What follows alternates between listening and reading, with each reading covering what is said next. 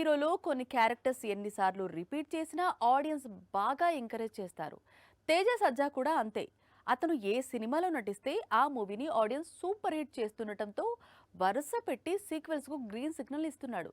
ఇవ్వటం మాత్రమే కాదు, ఒకేసారి 3 సీక్వెల్స్ లో నటించేందుకు రెడీ అవుతున్నాడు. ముందు హనుమాన్తో 300 కోట్లు, తరువాత మిరాయితో 150 కోట్లు, అంతకు ముందు జాంబిరెడ్డితో సూపర్ హిట్. ఇలా హిట్ మీద హిట్ తో టాలీవుడ్ దాటి పాన్ ఇండియా హీరోగా మారాడు తేజ సజ్జా. లాస్ట్ ఇయర్ మిరాయితో మంచి విజయాన్ని అందుకున్నాడు తేజ సజ్జా. ప్రస్తుతం మాత్రం ఎలాంటి కొత్త కథల వైపు వెళ్లకుండా తాను నటించిన సూపర్ హిట్స్ కు సీక్వెల్స్ చేయాలనుకుంటున్నాడు.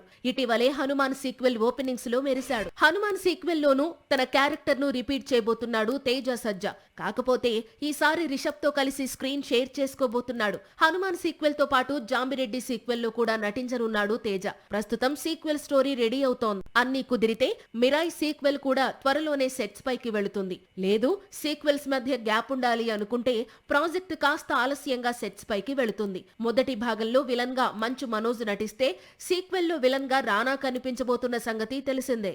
సాక్షి టీవీ ప్రసారాలను నిలిపివేయడం చట్టరీత్యా నేరం.